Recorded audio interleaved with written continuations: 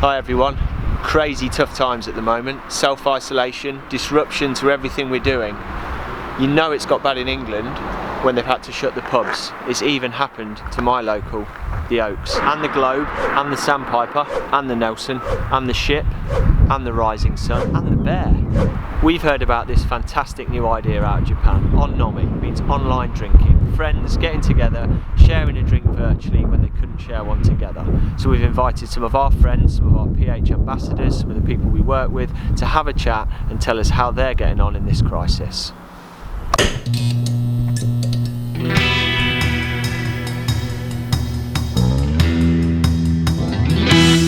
Welcome everybody to another On-nomi with Precision Hydration. You'll have been getting pretty used to the dulcet tones of my business partner Andy Blow recently, but his doctor's been in touch, a little bit concerned about the amount of whiskey he's been drinking, so I'm stepping in to chat on his behalf tonight. We're very fortunate to be joined by an old friend of mine and Britain's most successful Olympic canoeist, Liam Heath. Thanks for joining us, Liam. Yeah, no worries. No, it's good to see you. It's been a while. It has, mate, yeah. It's actually, I was trying to think before we came on when the last time we either got together for a drink or went training was, and I reckon it's probably 6 or 7 years. Yeah. You picked up a couple more Olympic medals in that time, and I've, judging by your reaction before we came on air, you didn't get the memo about what I've been doing, spending the last 5 years losing my hair trying to grow a business. What are you drinking, Liam? Yeah. Good to join the squad. Yeah. What are you drinking, mate? There's a squash, by the way. Yeah. It's good to see you for still being responsible. Cheers. Let's dive straight in then. So, the big news hot off the press: the IOC have postponed the Olympics that were due to be this summer in Tokyo. Tell us how you heard of that news and what your reaction to that was. So it was actually my wife who just broke the news to me when I was probably out training in my back garden, which is the setup I have at the minute. It wasn't a surprise. I think a lot of people, a lot of athletes saw this coming quite a long way off, especially with what's happening globally. You know, there are some pressing issues which people are dealing with around the world, and we have to get through together. So you could kind of see it coming a long way off, and it was sort of a relief as well to know that it had been postponed, and then to hear the following week or a few days after that it was going to be a year exactly postponement. It's a bit of a relief for me, particularly just because you're building up to something, and if you don't know if it's happening or not, it's quite frustrating. But to know when it's going to happen, so the actual date postponement gives you a bit of clarity, be able to plan and put some structure in place. Yeah, I'm sure. There's a lot of uncertainty everywhere in the world, so I'm sure it was quite reassuring to have that marker put in the sand. And how have you had any formal word on kind of whether your qualification is still secure, or whether the national selection for you is still secure? How does that work in this new situation? I don't think we've had anything solid. They're still going through the processes of sorting all that out. I mean, they've got a date, and there's a million things I guess they've got to be dealing with to rearrange such a competition. I've heard from the IOC that the qualified places for the nations, they stand, and the second round qualifications for the various sports still have to go ahead. But as I say, no one knows how long this is going to last.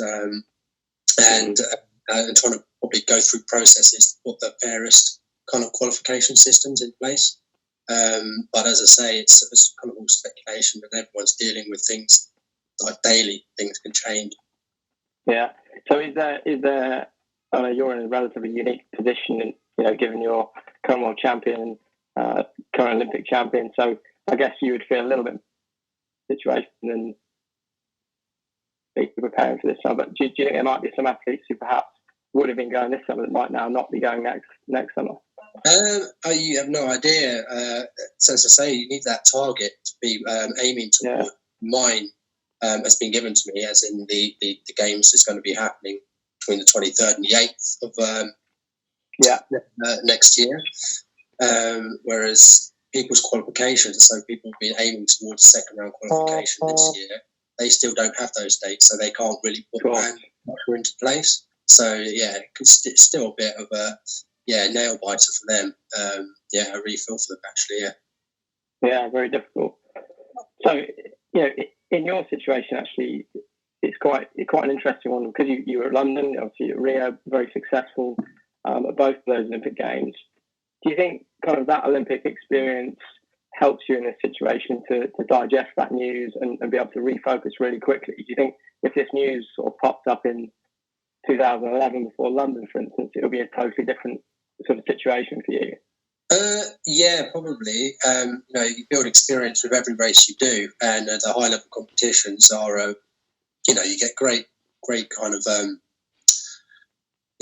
experience gains from doing them, and it comes down to try to manage the things you can manage, and try not to worry about things you have no control over, and you have any control over this circumstances that we're in at the minute, and just kind of got to follow the government guidelines and do the best we can to get through this, and then try and focus on heading down training routes towards the games next year. But I guess like you say, you've got to control what you can control and move forward and react to the situation is changing ever so quickly at the moment.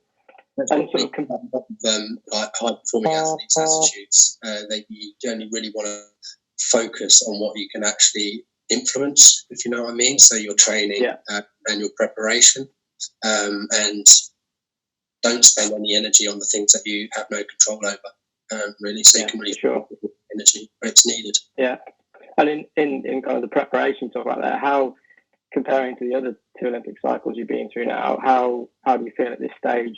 Given the Games is going to be in 4 months' time, do you feel like you would have been in a fantastic position this year, or is it actually you're quite grateful to be able to try another year? My training structure is quite set over the last 2 cycles, so I kind of know what I'm doing, and I've obviously talked to my coach a lot, and he knows what I'm up to. I've got a database full of figures, times that I've done over certain distances at different times of the year. Yeah. And how are you comparing to those at the moment?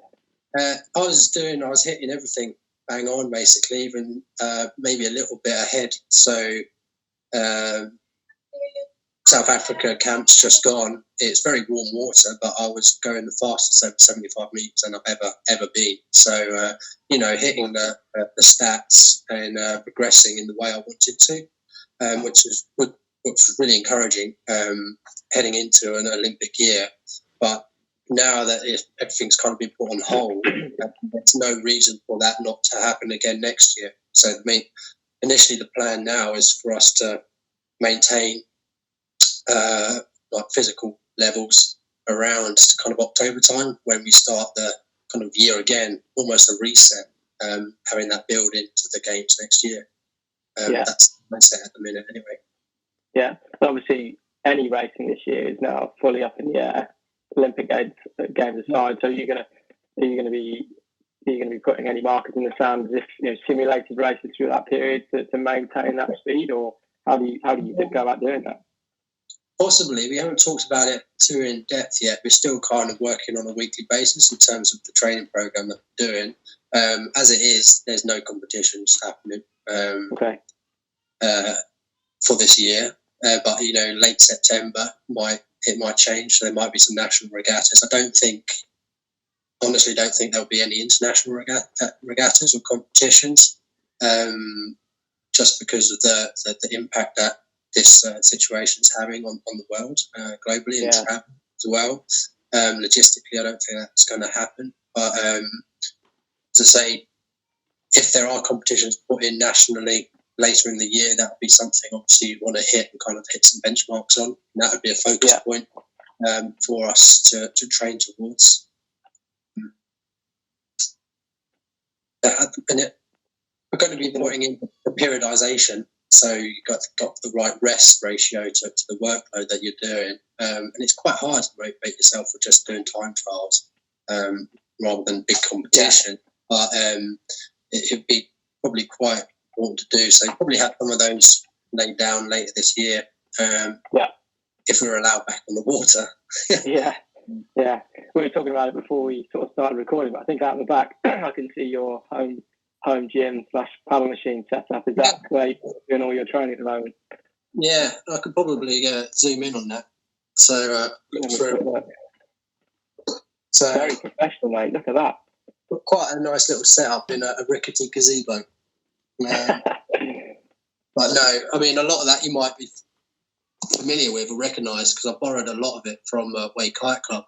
There you go.